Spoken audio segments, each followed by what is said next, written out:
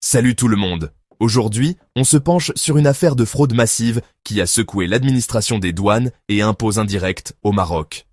Cette histoire a tout pour elle. Des sociétés fictives, des valeurs d'importation manipulées, des transferts illégaux de fonds et une répression qui ébranle le système. Décortiquons tout ça ensemble. Alors, voilà l'affaire.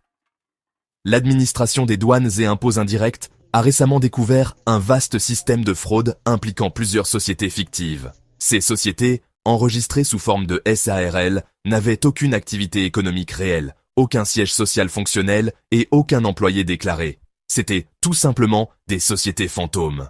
Ces SARL utilisaient de faux documents, comme des fausses adresses, des faux contrats de location et de faux certificats d'origine pour masquer leurs véritables identités. Et le pire, elles manipulaient les valeurs d'importation. Des marchandises, souvent en provenance d'Asie ou d'Europe, étaient déclarées à des prix artificiellement bas afin de réduire considérablement les droits de douane et la TVA. Et ce n'est pas tout. Ces fraudeurs gonflèrent les factures pour justifier le transfert de fonds illicites à l'étranger, principalement vers des banques européennes, en Espagne, en France et en Belgique.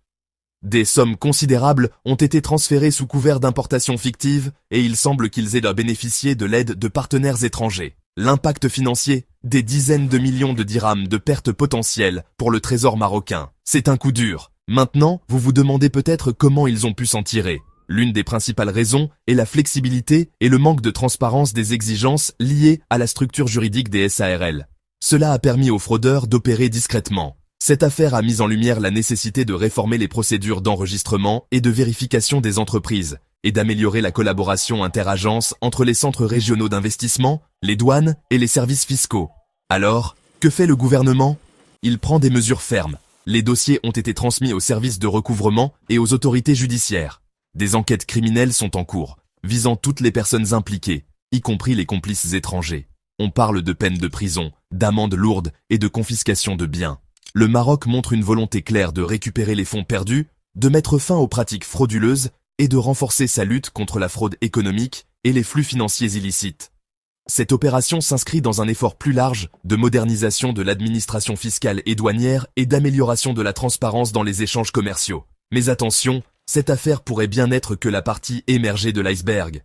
D'autres enquêtes similaires seraient en cours, ce qui suggère que ce réseau de fraude pourrait être encore plus vaste qu'on ne le pense. Enfin, abordons un point important. Le projet de loi de finances 2025 propose de ramener les pénalités douanières du double de la valeur des marchandises à leur valeur équivalente.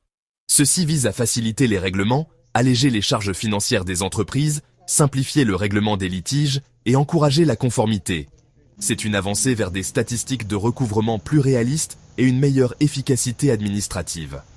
En résumé, le Maroc s'attaque fermement à la fraude douanière et cette affaire envoie un signal fort aux fraudeurs. Le message est clair. L'époque où l'on pouvait passer entre les mailles du filet est révolue. Merci d'avoir regardé.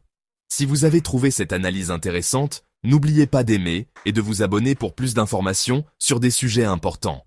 À la prochaine.